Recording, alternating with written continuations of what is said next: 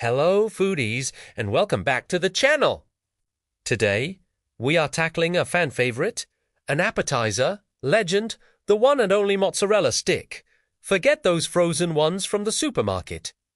I'm going to show you how to make the crispiest, gooeyest, most ridiculously delicious mozzarella sticks right in your own kitchen.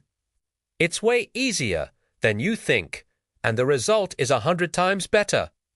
Trust me, once you make these, you'll never go back. So, are you ready to achieve that epic cheese pull? Let's get cooking! First things first, let's talk about our star player, the cheese. You'll want to use low moisture, whole milk mozzarella. The block form is essential here, not the fresh stuff that comes in water. The low moisture content is key to preventing a watery, soggy mess when we fry them. Grab a 1-pound block of this mozzarella. We're going to cut it into sticks. I like mine about 3 inches long and about half an inch to 3/4 of an inch thick. You can make them as thick or thin as you like, but this size gives you the perfect ratio of crispy coating to melty cheese. Once you've cut up your whole block, you'll have a nice little army of cheese sticks. Now, here comes the most important, non-negotiable step for perfect mozzarella sticks: freezing. Place your cheese sticks on a parchment-lined baking sheet, making sure they're not touching, and pop them into the freezer for at least 1 hour, but 2 is even better. Freezing the cheese solid is the secret to preventing a cheesepocalypse in your hot oil. It ensures the outside gets golden and crispy before the inside has a chance to melt completely and ooze out. Don't skip this step. While our cheese is chilling out in the freezer, let's get our breading station ready. We're going to use a classic 3-step breading process. This will give us that super crunchy, durable crust we're looking for. You'll need 3 shallow dishes. In the first dish, we'll put about 1 cup of all-purpose flour.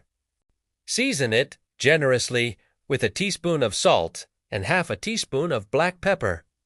Give it a quick whisk to combine everything. This seasoned flour is our base layer. It helps the egg wash stick to the cheese. In the second dish, we'll prepare our egg wash. Crack 2 large eggs into the dish and add about 2 tablespoons of milk or water. Whisk them together until they're completely smooth and uniform. This is our binder. Now, for the third and final dish, the crunchy coating. This is where the magic happens. We're going to use a combination of panko breadcrumbs and regular breadcrumbs. I love using panko because they're lighter and create a much crispier texture. So, in our third dish, combine 1½ cups of panko breadcrumbs with half a cup of regular Italian-style breadcrumbs. The Italian breadcrumbs already have some nice herbs in them, but we're going to boost the flavor even more. To the breadcrumb mixture, add 1 teaspoon of garlic powder, 1 teaspoon of onion powder, and half a teaspoon of dried oregano. If you like a little kick, a pinch of cayenne pepper is a fantastic addition. Finally, add about 1/4 cup of finely grated Parmesan cheese. This will add a salty, nutty flavor and help the crust get beautifully golden brown. Mix all of those breadcrumb ingredients together thoroughly. So now you have your 3 stations: seasoned flour, egg wash, and the super seasoned breadcrumb mix. All right, our cheese sticks should be frozen solid by now. It's time to bread them. And we're going to do something a little extra to guarantee no cheese leakage. We're going to double dredge. This means we're going through the breading process twice for each stick. It creates an armor-like crust that is practically cheese-proof. Les torses doit. Take 1 frozen cheese stick and roll it in the seasoned flour until it's completely coated. Tap off any excess. Next, dip it into the egg wash, making sure every single bit of the floured surface is wet. Let any excess egg drip off. Then, press it firmly into the breadcrumb mixture. Holita Hund, use your hands to make sure the crumbs stick to all sides. Now, here's the double dredge part. We're going to repeat that process. Take your breaded stick and dip it back into the egg, wash, be gentle but thorough. And then, back into the breadcrumbs for a final, heavy-duty coating. Really, press the crumbs on there. This double layer is our secret weapon. Place the fully coated mozzarella stick back onto your parchment-lined baking sheet. Repeat this process with all of your cheese sticks. Once all your sticks have their double coat of armor, guess what? They're going back into the freezer. I know, more waiting, but it's so worth it. This second freeze is crucial. It freezes the coating itself, making it extra sturdy and ensuring it doesn't fall off in the fryer. It also brings the cheese back to a rock-solid state. So, place the tray back in the freezer for at least another 30 minutes to an hour. You can even leave them in there overnight and fry them up the next day. This makes them a perfect make-ahead party appetizer. Okay, the moment of truth has arrived. Let's fry these beauties. You can use a deep fryer if you have one, or a heavy-bottomed pot like a Dutch oven will work perfectly. Fill your pot with about 2 to 3 inches of a neutral oil with a high smoke point. Canola, vegetable, or peanut oil are all great choices. Heat the oil over medium-high heat until it reaches 350 to 365 degrees Fahrenheit, which is about 175 to 185 Celsius. Using a cooking thermometer is highly recommended here. If the oil is to cool, the sticks will absorb too much oil and get greasy. If it's too hot, the outside will burn before the cheese has a chance to melt. So, that temperature sweet spot is really important. Once your oil is at the perfect temperature, it's time to fry.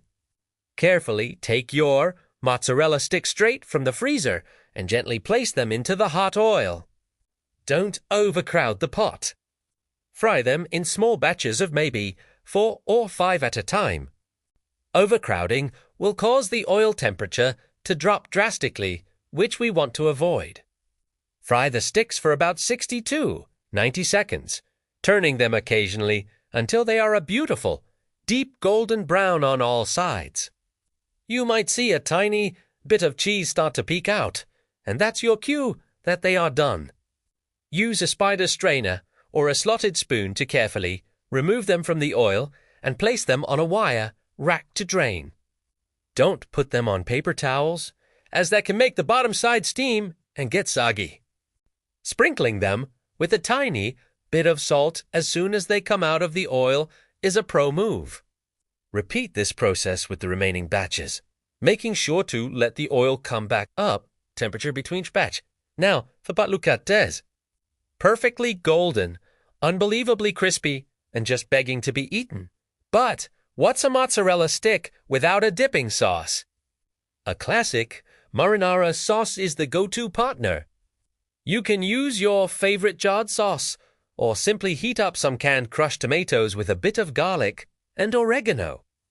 Ranch dressing is another fantastic option for a creamy, tangy contrast.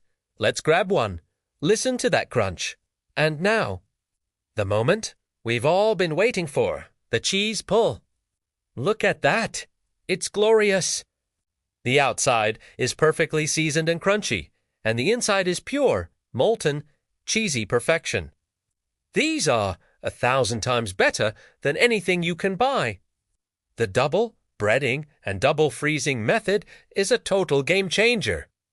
So there you have it, the ultimate guide to making flawless homemade mozzarella sticks.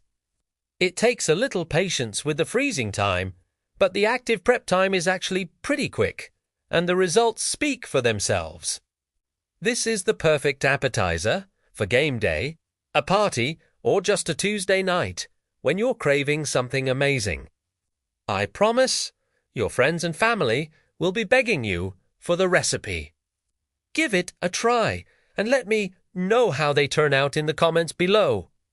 What other classic appetizers should we make from scratch? I'd love to hear your ideas. Thanks so much for hanging out with me today. If you enjoyed this video, don't forget to give it a thumbs up and subscribe to the channel so you don't miss out on more delicious recipes.